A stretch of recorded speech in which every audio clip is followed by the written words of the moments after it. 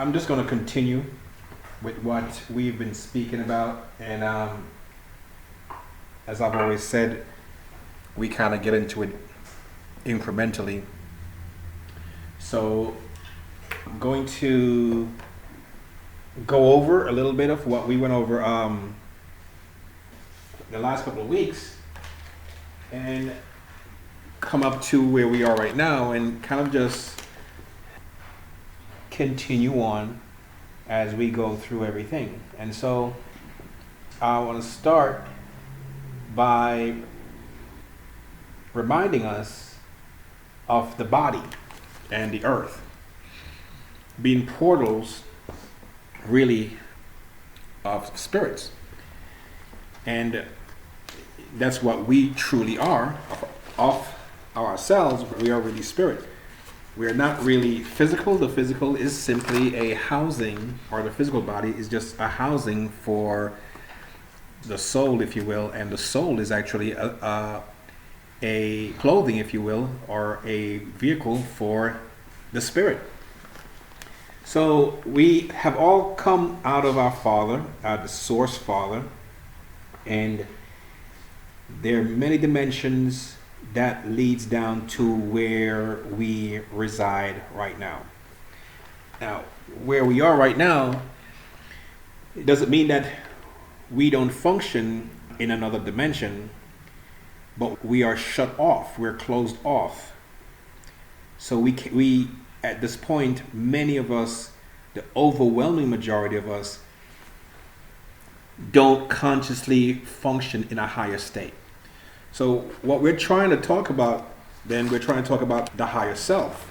The higher self, which is really us, also, or a part of us that we have to connect with. If we were to get hit in the head and become unconscious, we will still be there, and consciousness would still be there, but it just would not be connecting to the body. Or if we got a spinal injury, the body will still be there. The potential to move will still be in there. But for some reason, because of that injury, the instructions from the mind going through the nervous system would not actually get to the body, to the different limbs. So it would, in a sense, be cut off. So what you have consciousness in a particular area, and then you have an area that is not receiving that consciousness, but all of it is the individual.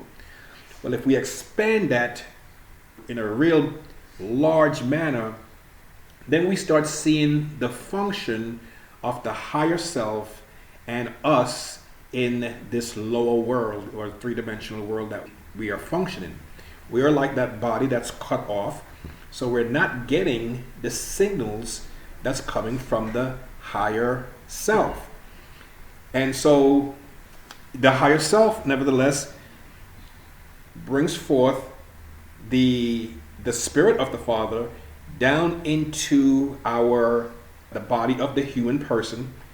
And when it does, it connects us. It calls the higher man and the lower man to become one. And because the higher man is the one that's ruling, it causes the lower man, or the lower nature, to serve according to the higher purposes. And that higher purpose is giving service to our Father in heaven. So therefore, the lower man actually becomes converted to do the will of the Father. So as we look through everything, going back, we looked at some scriptures and showed that Yahweh has put pretty much everything in our minds, but we have been cut off. So we can't access what is actually in us all the way. And we looked at that in Ecclesiastes 3, 11 and 12.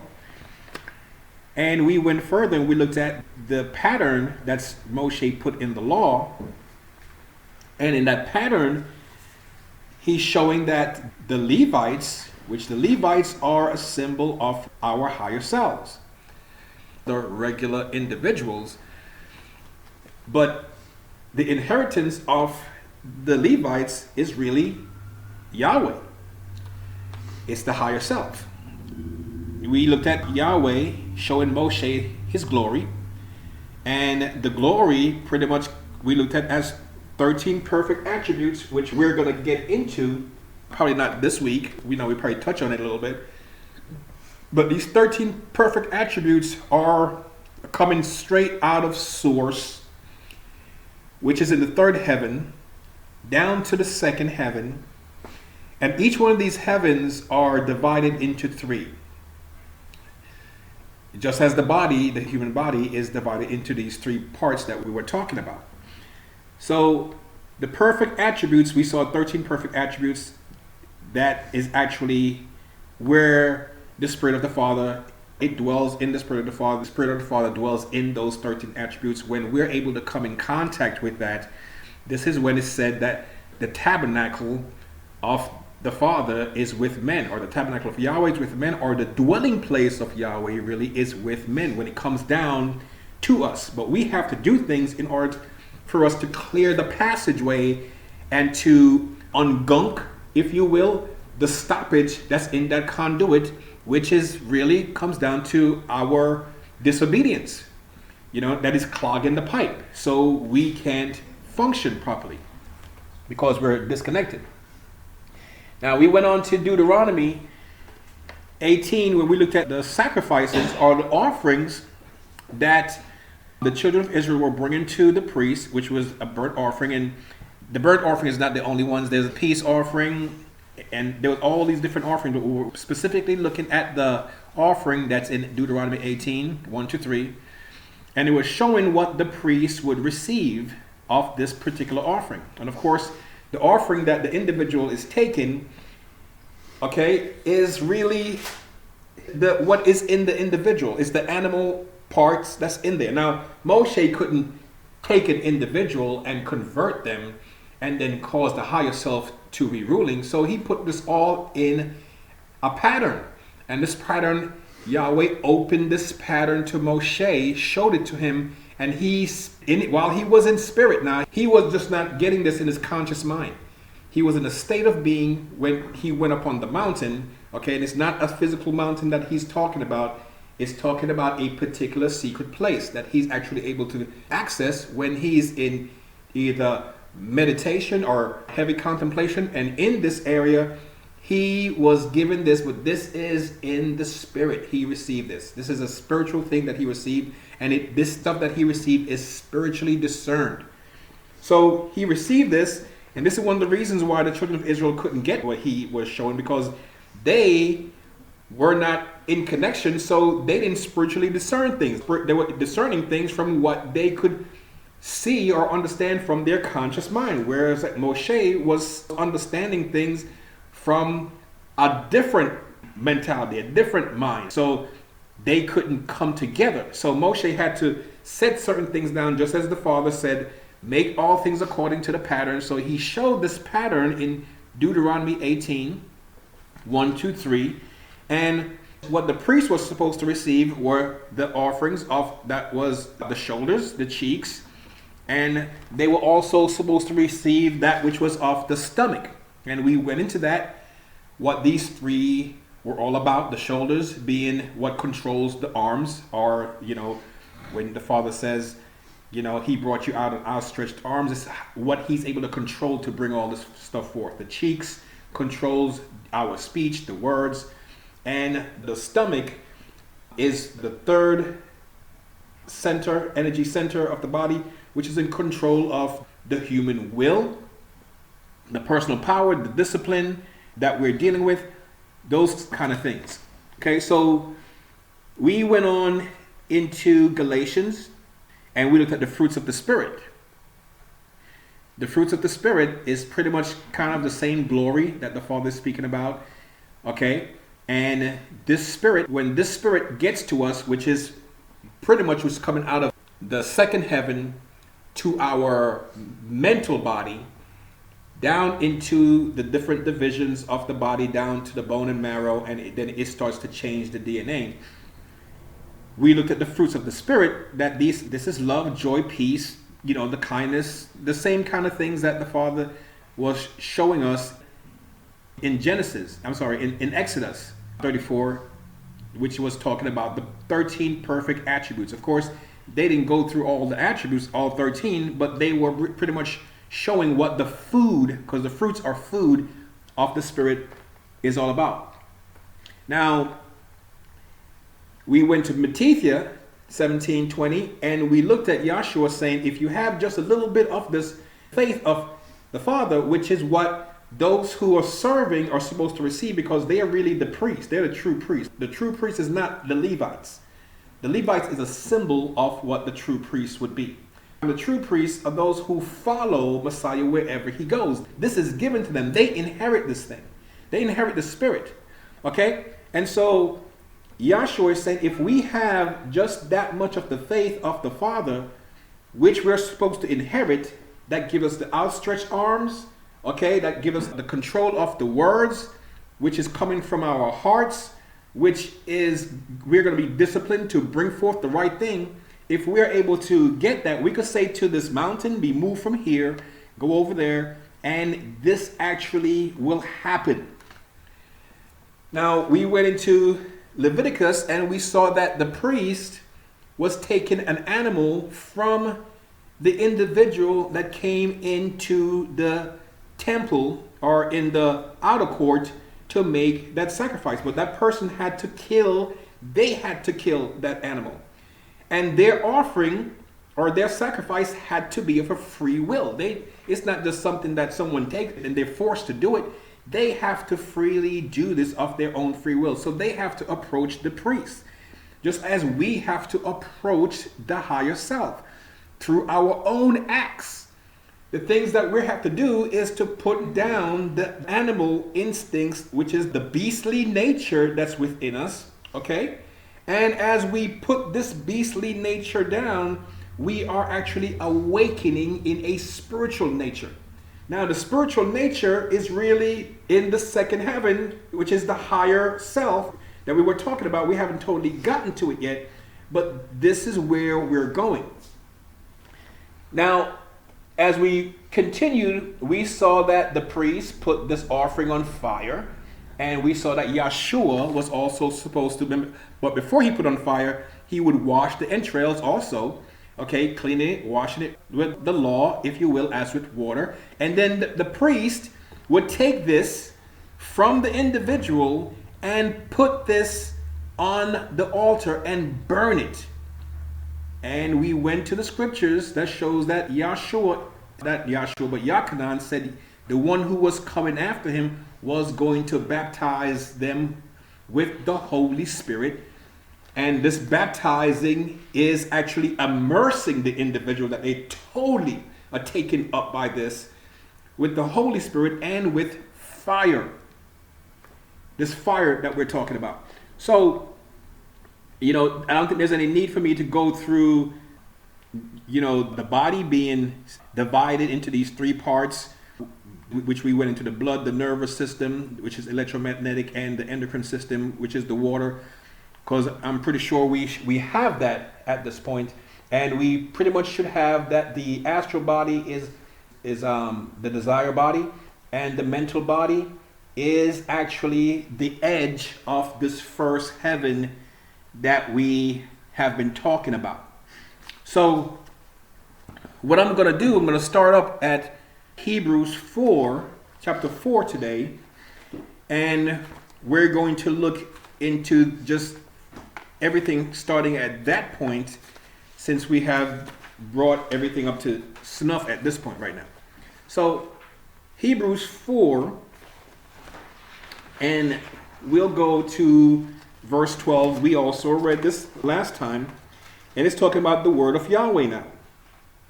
Okay? And the word of Yahweh, which is the word that comes in to light the path, okay? This word is sharper than a two-edged sword. It's living, and it's sharper than a two-edged sword, and it's able to pierce even through the division of the body and spirit and of the joints and marrow, and is a discerner of the thoughts and intents, or our desires, of the heart. Now, the way it's written here, it makes it thinks that it's just going to go through the body, but the physical body. But if we know what's really going on, we know that there are divisions to the body of man. And it's cutting down through these different divisions, the spirit, body.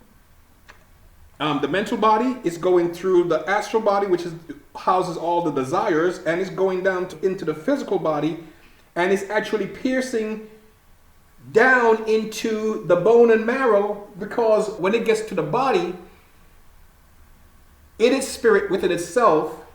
The message or the word is spirit within itself, but within our own bodies, we have chemicals that's moving through our endocrine system. Okay? And when this message, which is electrical, if you will, okay, comes down into our nervous system, the cranial nervous system, and it binds with these chemicals, it becomes electrochemical, and this actually moves into our body, into our bloodstream, and it actually pierces down into the individual's marrow, where the blood is actually being cultivated. And the DNA is being cultivated and moving through the body. So this is the science behind this moving into the individual and changing the individual. Not just through the thought process, because they're using the thought process to actually change themselves.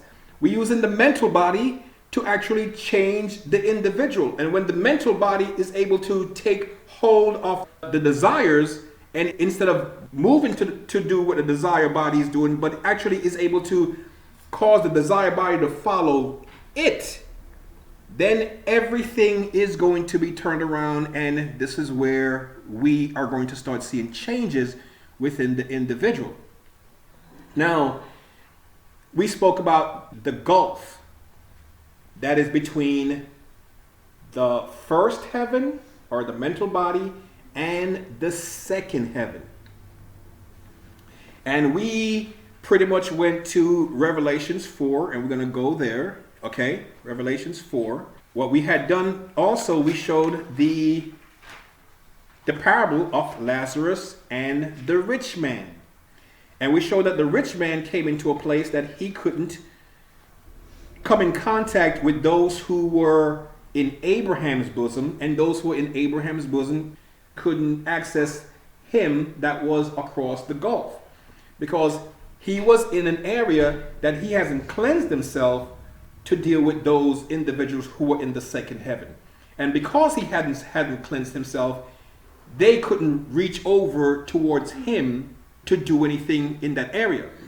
But if he has cleansed himself, then it would have been like Genesis showed us with Jacob in Genesis 28, 11 and 13, or 11 through 13, when he was sleeping and he saw the Malach going from heaven into the earth, back into heaven, going back and forth. This was actually showing what was happening as the influence of the second heaven was coming down into the first, or the individual's body, or the three divisions of the body, and actually bringing messages into that, moving back up into the second heaven, and actually doing something with the individual's DNA, back and forth, connecting the second heaven to the first heaven, or if you will, connecting the higher self to the natural man that is here. So in Revelations, or the natural man that we function with all the time. So in Revelations, we looked in chapter 4. Okay? And it says, after this, I looked, and behold, a door was opened in heaven. This is the door. When we get to a certain place, this door is opened that cause us to be able to access the second heaven. And therefore, there is no gulf there, or the gulf that is there, there's a ladder moving across that gulf, and we could go back and forth through this. But it's a door. And we have to do the things that Yahshua had showed to do, because that's the doorway to actually have the access to the higher self.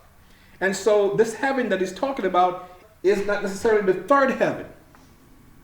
Okay? So this door is open now, and the voice which I had heard, as it were a trumpet talking with me, which said, come up here, and I will show you things which must be after this. Now, the place that he was going, that he was accessing now, was where the Spirit of truth reaches us, the human person. And the Spirit of truth, as I said, it will show you things to come. This is what it does. The Spirit of truth comes through the higher self down to us.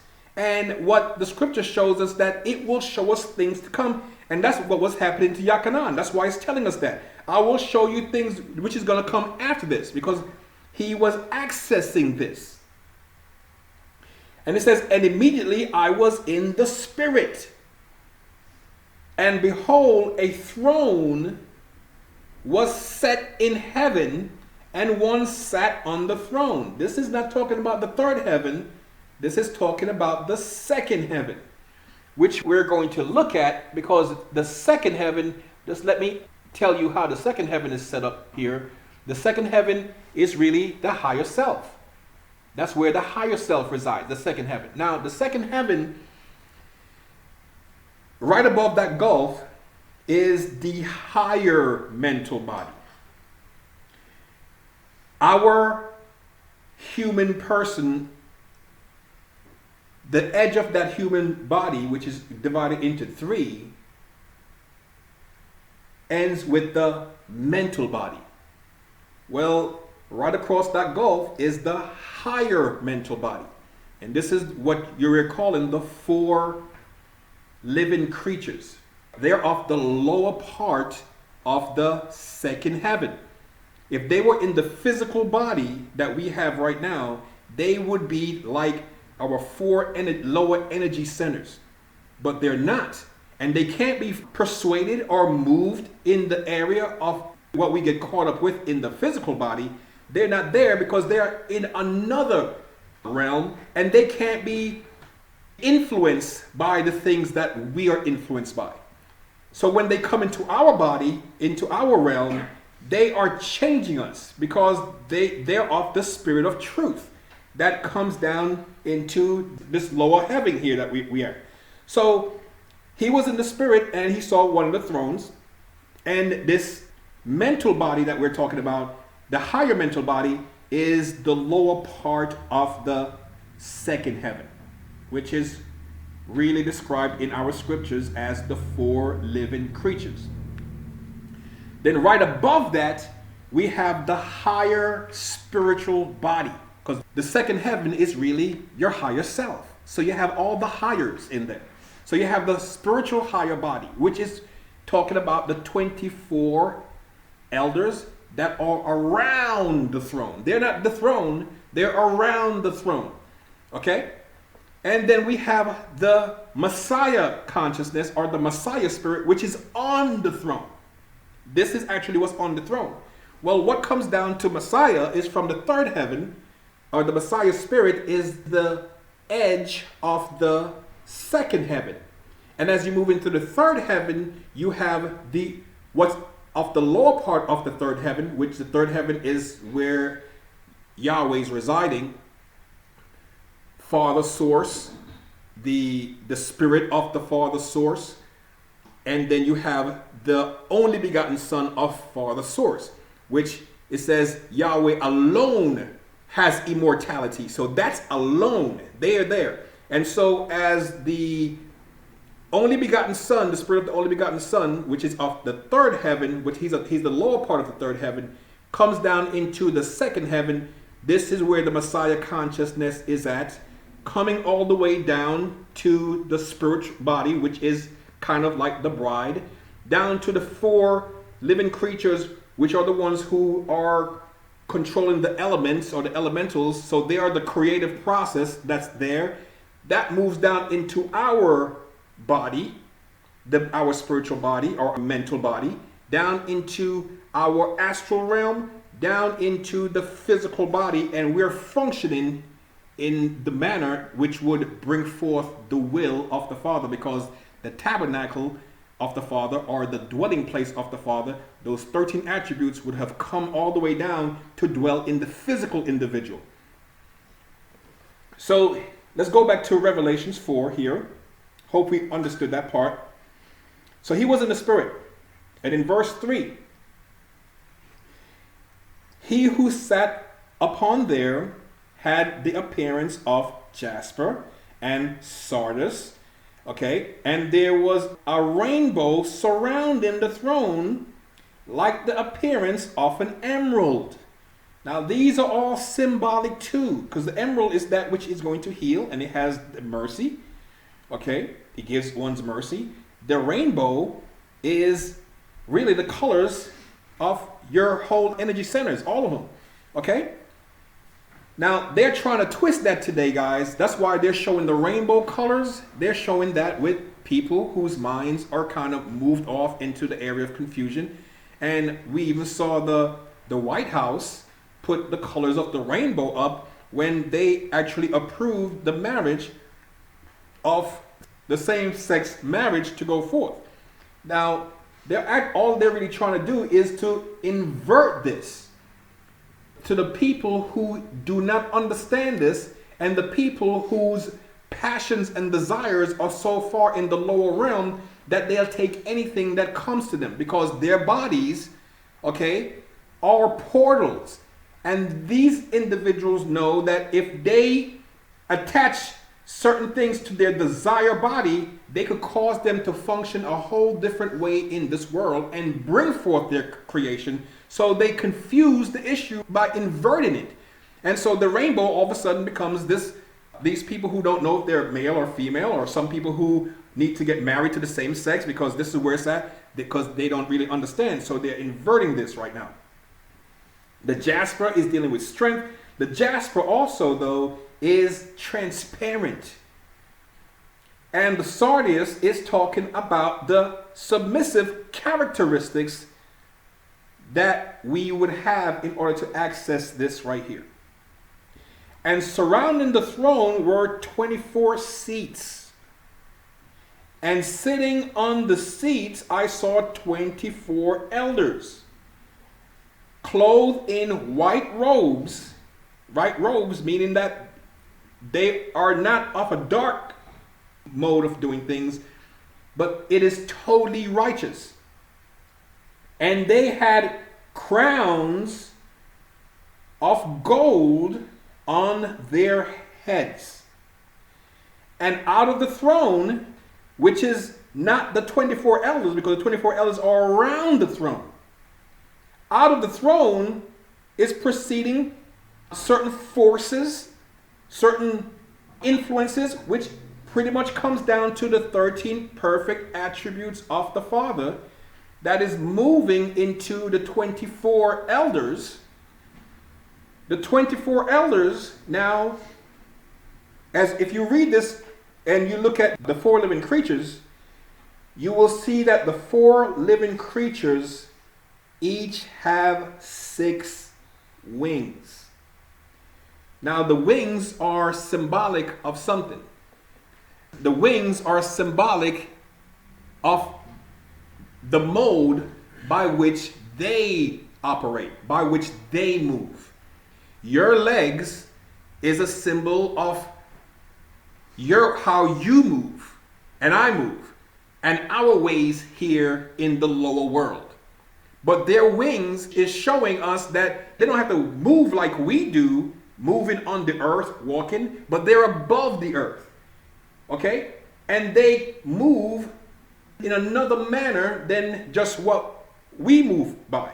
So they're moving on a higher level, which is a heavenly level, because that's what the wings do. Wings gives you access to the heavens. Your legs, really, when you got to use your legs, you have to walk on the earth. So the leg is your ways on the earth. The wings is your way that's really in heaven, because you're not going to walk when you're in the sky. There's nothing to walk on. So this is what that is. So the living creatures, which are really controlling the elements, that's really caused all creation to come into focus. And if we have control of these 4 elements, we could also say, or we could have control of these 4 living creatures, and we have access to the higher mental body, we could also say to this, to that, be moved, and it's going to be moved, because these totally control the higher elements. This is what Yahshua was able to do when he sent something and said, don't think that I can't call a host of Malachim to get me off of the state that you put me on. But then how would the scriptures be fulfilled? Because he had that power. He had that power of the second heaven, which is the higher self, that had the power also to use that same outstretched arm that the priest was supposed to be able to inherit, which was the power of the Father in heaven. So we look at the throne here. Now the throne is, who's on the throne is really Messiah spirit. That's on the throne. That's the ruler of the second heaven. And the ruler of the second heaven is the Father of the second heaven. The higher spiritual body, which is really the 24 elders. Okay, this is the mother of the second heaven. Then you have the four elements, or the four living creatures, if you will. This is the creative force. This is like the only begotten Son that is the creative force in the second heaven. Now, what we have now, I'm going to try to explain something to you, and I hope that we could get this, because I may not explain it well. But we have 24 elders.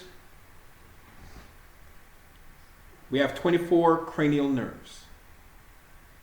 Now, David knew this because David actually saw this very same thing when he set up for the priests to minister in courses.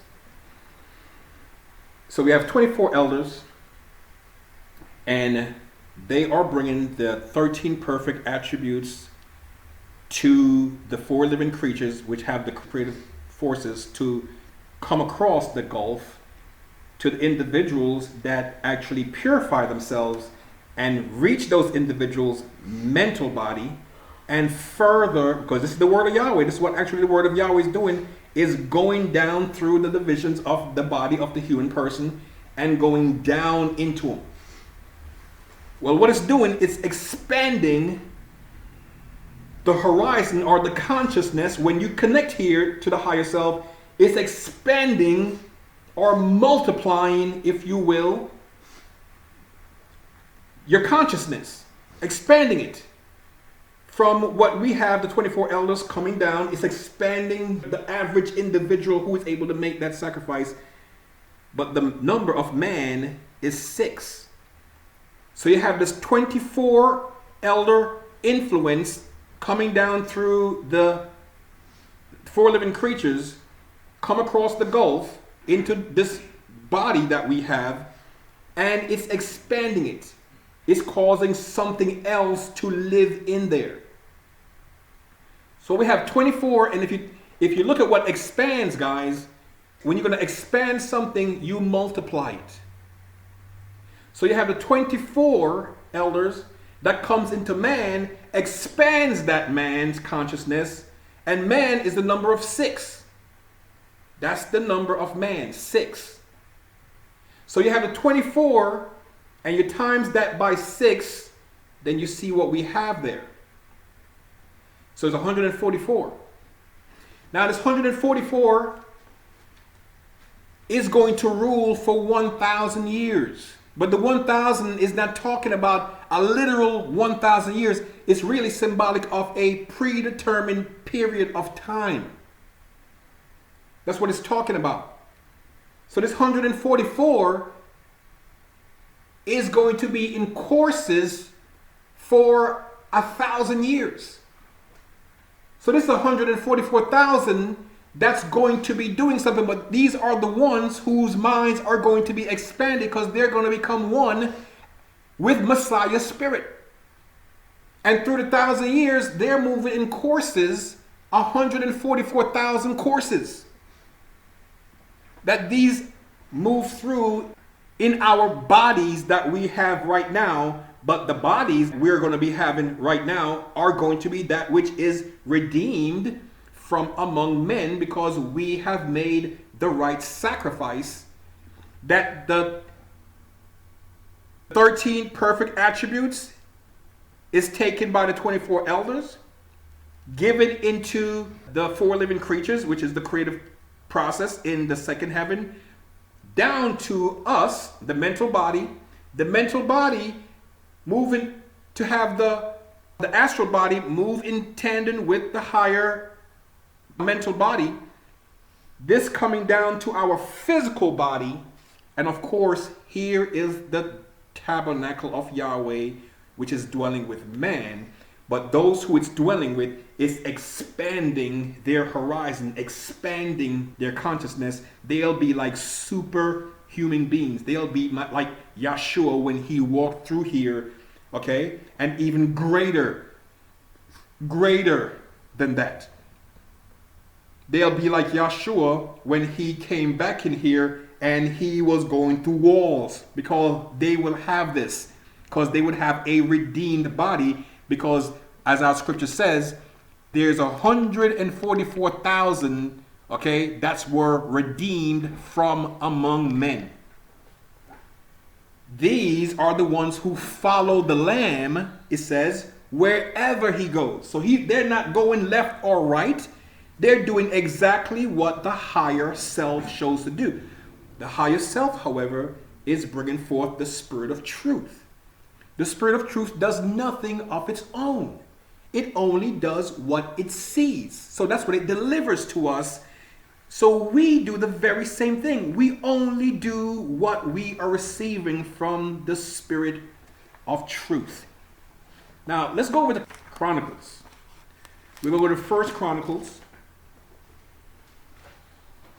And 1 Chronicles here, let's look at verse 24. Verse 24.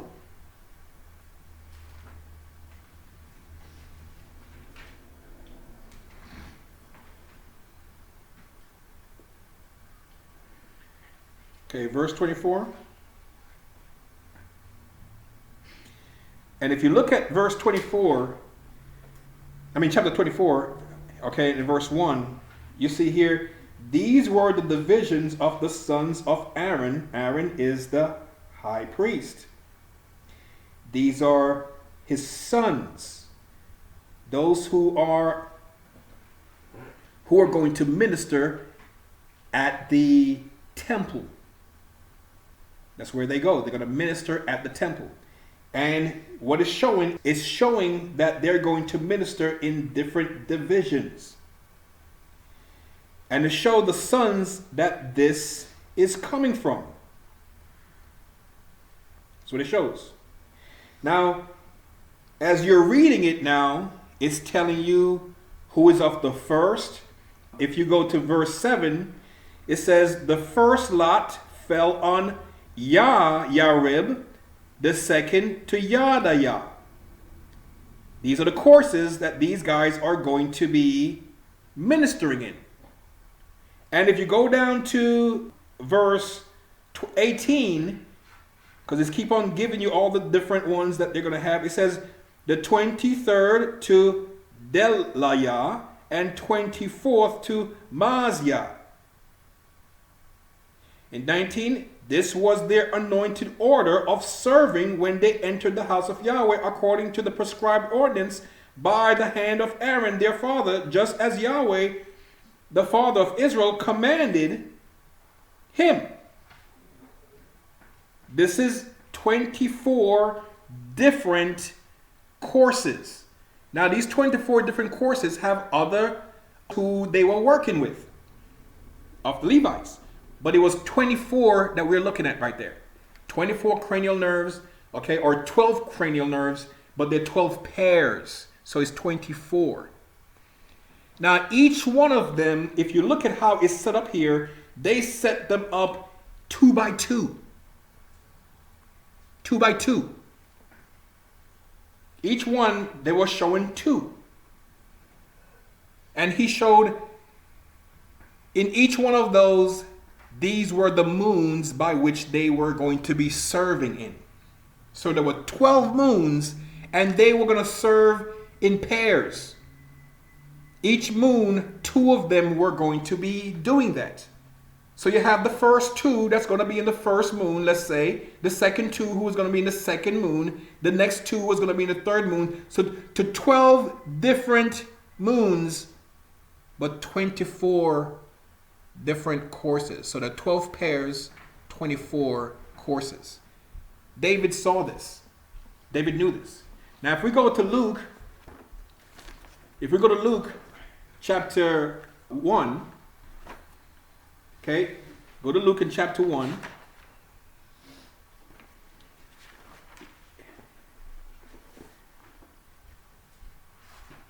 Luke in chapter 1.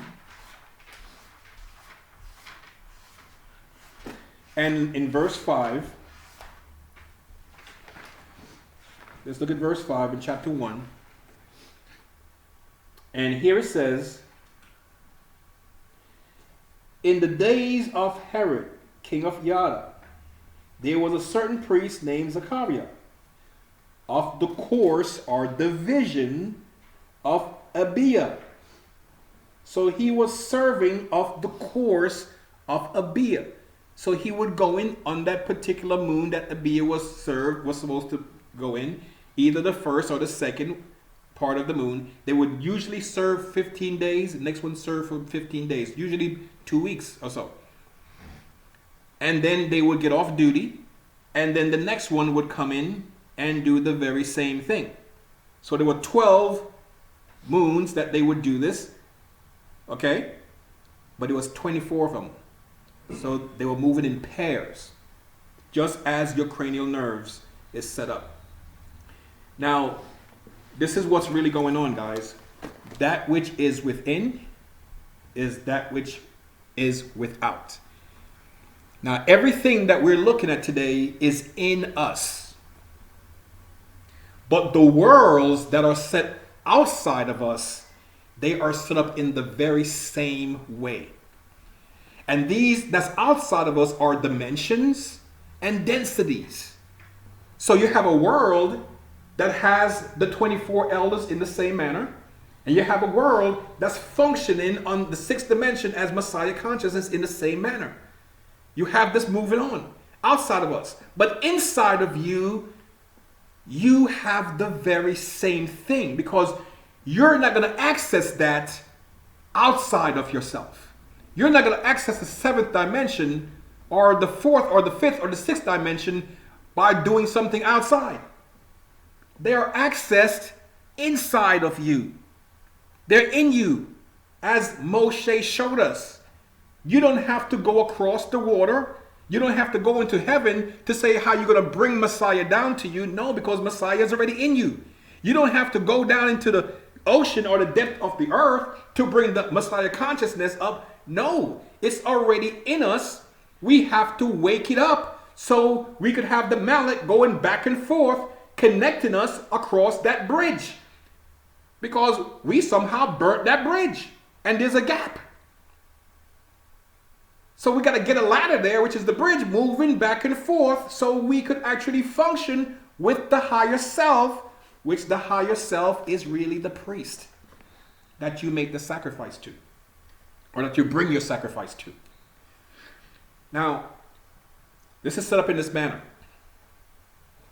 In the temple, or the temple grounds, you have the individual who is in his own land. He comes to the temple, and when he comes to the temple, he goes through the gate. And he brings his sacrifice through the gate. This is his own free will. He could go as far as the altar. And at the altar, he kills that sacrifice and he hands that sacrifice over to the priest. Now, where he's at is in the lower world with the first heaven. When he's given everything over to the priest is actually himself, but the priest is his higher self, which is functioning, ministering at the altar, but that priest's jurisdiction is to be in everywhere in that temple area. And when he gives everything over to the priest at the altar, the priest, before he enters into the holy place, he washes his feet. Okay? Notice now when the priest is going to do the work on the altar, the priest has to ascend up to the altar. He has to ascend up to the altar. So it's not on the same level as the man who gave him the sacrifice. Now, the priest's jurisdiction is anywhere from where the gates come in, where the gates are, where the average individual comes in his lower self, to the most holy place, and where the holy place actually divide. So he could go into the holy place and he could do whatever he's going to do up until the curtains for the most holy place. So that's his jurisdiction. He goes into the holy place and he has the altar of incense on the left. He goes to the lamp that's burning, that's right by the curtain, just to the left. And then he goes over to the other side of the most holy place in the room, and he has the showbread. Well, the showbread is a symbol of the covenant that's given to you. The covenant is the word of the Father. Not necessarily every word that Moshe put down. You have to understand Moshe to understand this bread of the covenant. Understand what Moshe is putting down, then we understand what's there too. The lampstand, when Yahweh is faced in the east, the lampstand is just outside of the most holy place to the right hand side of Yahweh. This is where the light is ministering, the right hand side of Yahweh. So this is the second heaven. This is where the priest has jurisdiction. All of those things, the altar of incense, the lampstand, the showbread, the sacrifices, washing the feet or washing their ways, all that stuff, this is the second heaven. Inside the third heaven is the most holy place, which we're not there yet, but we're going to talk about that one, okay, probably next week, because we're probably not going to get into it this week. So we go a little further. So we see that that priest, Zechariah, was of the division of Abiah, and Abiah was one of the 24. Now let's go over to Matthew. Now David set this up, guys. David set this up in Chronicles. Okay, now let's see how David got this. Matthew 22, and let's look at verse 43. Matthew 22, let's look at 43.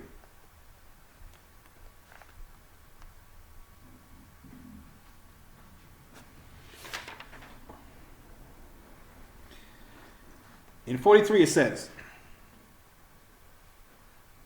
he said to them, why does David then, this is the part that I want you to get, guys, in the spirit call Messiah ruler and king?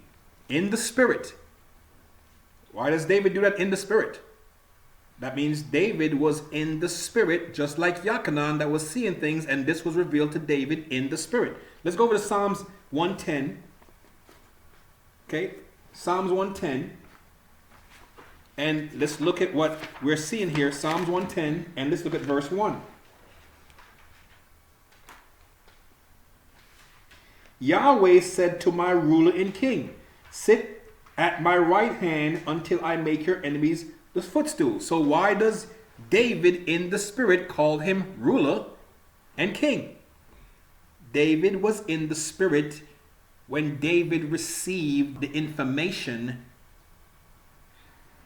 about the 24 elders ministering in courses. This wasn't given to him by men. It was given to him by spirit. This is how he saw it. By Spirit. Now let's go over to 1 Corinthians. Now hold on, let's not go there yet. Let's go down. Yeah, let's go ahead and go there. Let's go ahead and go to 1 Corinthians. 1 Corinthians chapter 2. So we're seeing that David in the Spirit called Yeshua, the Messiah, his ruler and king. And Yeshua just got done telling us that David was in the Spirit when he did that. Just as Yachanan said, I was immediately in the Spirit, and these things were being revealed to me. These things were being shown to me because they are not shown to us in our regular day-to-day thing. Our day-to-day walk. They show to us when the higher self starts to open up, the Spirit of truth starts to get in, then it starts to show us things to come, and it leads us into all the truths by showing us what these things mean. So we could change our lives consciously, because this is exactly what the man who found that field and sold everything that he had saw himself. That's what Yeshua is talking about. When he saw this, he said, shoot, I want this. And he goes and he makes the sacrifice which is in himself. All the bad habits that's in us, ascension is through this purification here. And we actually start receiving more and more and more of that Spirit that Yeshua gives, or Messiah consciousness gives, because Messiah consciousness have the 13 perfect attributes that's given into the cranial nerves of the second heaven, which brings that down into the creative process of the four elements, or the four living creatures of the second heaven, which connects to us, the mental body, in man's body here, that have that three divisions that we're talking about here, okay, that we looked at: mental, astral, and physical, and works all the way through that to get to us in the DNA, to change us through the word of our Father, which is sharper than a two-edged sword, and cause you and I to discern the spirit of the heart of men, and that which is in us too. 1 Corinthians, look at chapter 2. And let's look at verse 13. This is Shaul speaking now. This heading says, the man without Yahweh's Holy Spirit does not accept spiritual teachings. Spiritual teachings. He accepts teachings that they could see in the book and make it out intellectually. We could do that. And that makes sense to them. But the Spirit of Yahweh is not dealing with us on the intellectual level. No, it's dealing with us on a spiritual level. Not that the intellectual level is bad, because the intellectual level sooner or later connects us to the other level, to the spiritual level. But we have to have less trust in our intellect and start to have more trust in the Spirit of Yahweh, the Spirit of truth, and know that men have set traps all over in translations, in these scholarly books. Yes, they have a lot of truth, and I would say probably most truths, but it's going to keep you on a certain level, because it can't transcend to the higher self. Only Spirit is going to do that. Only your Father's Spirit is going to move you from that book to Himself. And if we trust in the book, we stay in the book. If we trust in the Spirit, we stay in the Spirit. 1 Corinthians 2, let's go to verse 13. These things we also speak, not in words taught us by human wisdom. Nope, not by those scholarly books, because that's the human wisdom. That's also part of the human wisdom. So you're not doing it with the human wisdom, but in words taught by the Spirit, the Holy Spirit, comparing spiritual things with spiritual things. It's on a whole nother planet, man. It's on a whole nother planet, and it's taking you there. But the natural man, who is not under the influence of that spirit, now he could be a righteous man and he could be doing all the things that he know to do to get there, but he's just not there yet. So it's not really talking about the individual who's doing all kind of atrocities out there. Yes, it's talking about him too, but it doesn't have to be only that one. It's talking about us also if we don't trust in the Spirit of Yahweh, but we trust in something else. So the natural man does not accept the things of the Spirit of Yahweh, for they are foolishness to him. You know why? Because they're esoteric. They're occult, meaning they're hidden, they're mysteries. And the natural man has to see it. He has to understand it with the intellectual mind. But once he trusts in what I'm saying here, or what the Spirit is saying, he will see it intellectually also, because the Spirit opens that up to him. So it does not accept the things of the Spirit of Yahweh, for it is foolishness to him. I heard men say this to individuals already. We say, hey, there's more to the law than Moshe, and I heard men say, that's foolishness. I've heard it myself. So it's foolishness to them. Nor can they understand them. Why, guys? Listen to this. Because they are spiritually discerned. You're only going to understand them through the Spirit. The Spirit of the second heaven that has come down into the first heaven, you, and it is giving you the power. It's expanding you. Not that you have it all, because no, you could be cut off still if you start pairing in there and decide through your own passions and desires that you're not going to let certain things go, and me the same thing. We could still not get anywhere. These things are spiritually discerned. But on the other hand, the spiritual man discerns all things. They're going to understand the symbols much more than I could even tell you here today. When the Spirit gets into the individual in its fullness, it leads you to all truth. All truth. All. I can't say that I'm seeing all truth because, man, I'm wowed. I'm like, whoa. I see like a little pinhole to the light. I consider myself seeing hardly anything. But I understand the Spirit of Yahweh now. I understand how the Spirit works.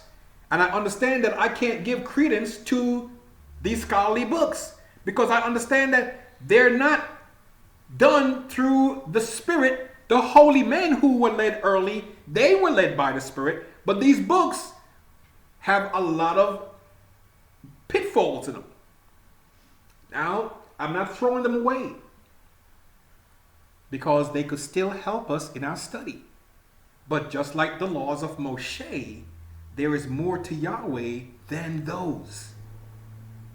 We have to trust in the Spirit that Moshe said is within us for us to understand the deep things that Moshe has put there, which Shaul says are mysteries, secrets. I heard a man say to a bunch of individuals that I was talking to that he has nothing to do with esoteric stuff. Well, he's not going to see the deep things. He can't see the deep things if he's going to have nothing to do with esoteric things, because the whole scripture, everything that Yahshua talks about, is esoteric. It's not for everybody to see. It's stuff that's hidden. So we go on here in 15. Okay? It says, but on the other hand, the spiritual man discerns or understands all things, yet no one understands him. Because he's not functioning. If he's amongst the Yahudim are into the law of Moshe. That's where they reside. But he's not there because he understood or understands what Moshe did. But they'll get a hold of him because they don't understand what Moshe did, because they can only see the letter, and they'll kill that man that discerns more than just what is written. Notice this now, guys. Let's go here. For who will come to know the Spirit of Yahweh? Who will be instructed by Yahweh? But we who have the Spirit, the mind, the Spirit. How do you get it? Because it's not just down here.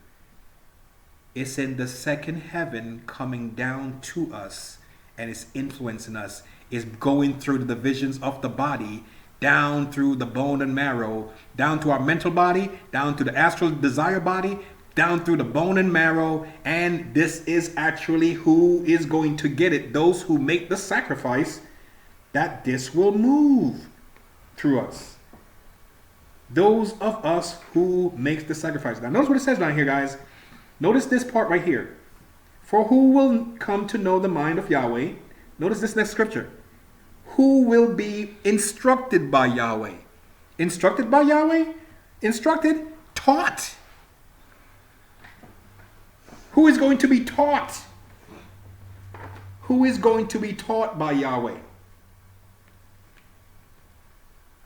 Isaiah 40. Isaiah 40.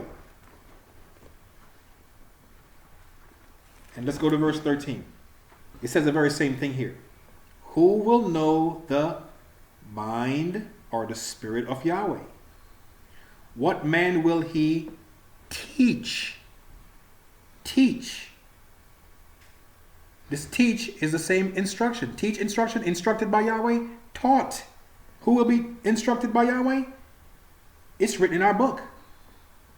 Who will be taught? Notice here. Who will he counsel, instruct, or teach in the way of justice, knowledge, or the way of understanding the law, in order to separate him for a holy purpose? The way to understand the law, that means there is more to the law than just what we read. It's easy to understand what we read. It's easy to understand what we sit down and read about, what Moshe wrote every day. That's easy. However, now when we make that sacrifice, we come into the sanctuary, or we come into the through the gates. The average individual, the man, with himself, with his animal instincts, and he's able to kill that animal instinct and give it over to the priest, which is his higher self now, which have jurisdiction all the way into the holy place. All inside that temple area right there to the holy place, because that's where the priest ministers. When the priest is on duty, which he's always on duty, really. However, in the courses, only 2 of them was going to, per month, only 2 different divisions that was in there. But a priest is always on duty. Your higher self is always on duty. Always. So now, when he's able to put down that beast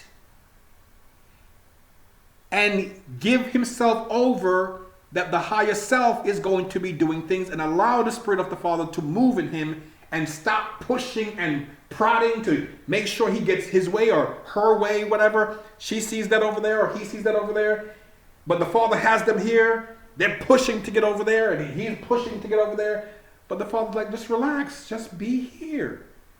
And in here, do it with all that you can. because this is what I want you to be right now, and I'm going to direct you. Stop pushing over there and pushing over Mr. Gilmore's property. Just be content.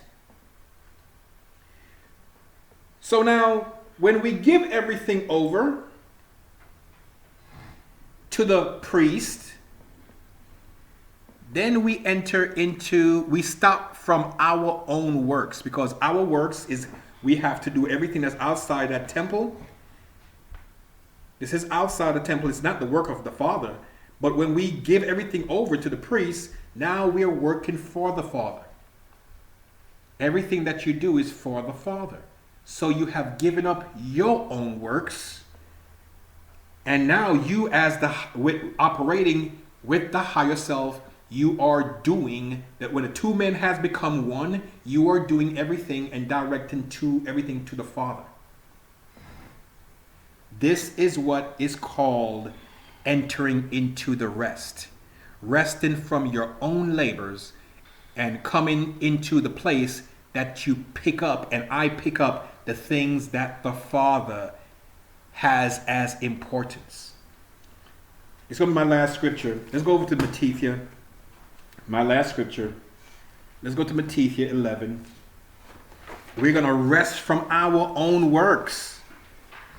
When we get connection with the higher self, we rest from our own works. Have you ever wondered why Moshe said, hey, do not go doing whatever you want to do, as it is this day. Don't every man go doing whatever is right in his own eyes. He says, since you have not entered into the rest. Because the rest is when you have the higher self moving in. And you're going to be acting upon the spirit of truth. And you're going to be resting from what you do. And you're giving everything to the Father. When you enter into the rest, then you do whatever you want to do, because your duty is what is going on there with the priest that ministers in the temple, the Father's work. In Matthew 11, let's look at verse 28. Yeshua said, here in verse 28, come to me, all who labor, which is the labor that we do, and who are heavy laden. That's what we're doing when we haven't gotten in there yet. And I will give you rest. I will give you peace. If you do what I say to do, I will give you peace. Because you're going to make that peace offering, and we're going to find out that heaven is open to us. And there's a ladder going back and forth. And the higher self, or the four living creatures, having their message from the 24 elders, which is getting the message from the 13 perfect attributes, which is at the crown, Messiah consciousness, comes down to us, expands us. This is the 144,000 as I showed you. Okay, it's not a literal number. It could be 2 million, but it's this 144,000 is a code. It's the code of the expansion that you have and what you will be doing, and for the determined period of time that you will be doing it for, and the courses that will be moving during that time. That's what he's talking about. And the 13 perfect attributes that comes down to man, which is 6, is the 613. Man having the 13 perfect attributes is the 613. And the tabernacle of Yahweh, the dwelling place of Yahweh, dwelling in man, this is the 613. These are all codes. These are all codes. They're not 613 literal laws. Never have been. They're codes that are set up by men who know what's going on. If you take those and you multiply them or divide them, whichever way, it's giving you one message. This is the 613. So Yahshua is showing us here now how to get the tabernacle of Yahweh to dwell with us, which is in the second heaven too. Because what's in the third heaven, which is everything that's in the third heaven, the second heaven doesn't deviate from it. Now, where we are in the lower area that we are in the mental body, our desire body, because it's in the earth, it could get attached to the desires of the world. And therefore, it could hijack our mental body and cause us to do the things that those who are controlling this realm would have us do to control their world. But if we connect, we're not going to create this world for them anymore. We're going to turn this world over to the higher world, because that's what's there. We're going to be speaking things that's going to show individuals the higher self, because we are being opened up to it too. That's what we're going to be doing. And this is what Yahshua is telling us. Do what I say to do. In other words, come to me, and I'll give you rest from your works, and you'll be that priest or the individual who is waking up to his real duty as the higher self, and your functions will be anywhere from that altar, ascending into the holy place, okay, tending to all these different deals that's in the most holy place, the incense, the lampstand, the bread, doing all those things, washing the feet. All those things are the Father's work. Once this opens up to us and we start getting to the place, we are doing our Father's work. Now, there are many who could say they're doing the Father's work, but it doesn't mean that, because what we have to do, the sacrifice that has to be made, is in the individual. In the individual. We have to get to know what we're doing here, because when we serve others, this is where it's at. There's a spirit that's moving around, and that spirit is very clever. It uses a lot of things to mess us up. We'll be seeking, just like Eve, seeking the higher things, and that spirit will get into the desires that we have, but because we haven't done what the Father said, that's all it needs to get a wedge in there. And with the things that we are looking for, which is supposed to be higher, it uses us to cause us to fall. If you remember the scriptures, the children of Israel, they were making cakes to the Queen of Heaven and sacrificing offerings to Tammuz and weeping for Tammuz, which is the Queen of Heaven's only begotten son. But this is inverted also. They have taken it and made it upside down till people are actually given, what would you call, vain service, because that's not what it's about. It was about something that was telling a story of what everyone had to do. But they inverted it and brought it forth before people, and people started outwardly serving this thing. No different than the serpent that Moshe put up in the wilderness. They didn't understand what that was, and they started worshiping it. This is the same inversion. Something caused them to start doing that. Well, they felt that when they were serving the Queen of Heaven, they were prospering. And they felt that when they did what the Father said to do, all these things were happening to them. So they said, we're not going to do what Yahweh said to do. Now, this is not how we do it either. We just see something working out in a particular way, and what we do, we start going to that level or into that area. Eve would not go there if she saw it. So we start moving there based upon what we feel is good. We see the progress here. We don't see the progress there, so we move there. But the Father said, stay here and be content, because I'm going to give you whatever here. And so the children of Israel moved off because they didn't see certain things. And that's what people look for. They're looking for this thing that they got to see. And that very thing that we got to see is what Eve saw. When she saw that this was this, she saw it. She was able to understand this. And so she moved in a particular direction. But what we have to look at here is exactly what Matthew 11 and verse 28 is telling us. Then we go to the Beatitudes, or we go look at Matthew 5, 6, and 7. 1 Corinthians 11, they're in there. Come to me, he said, if you are weary of what you're doing here in this earth and you're burdened down. Come to me, he said, and I will give you rest from your toil. So you'll be working for my Father.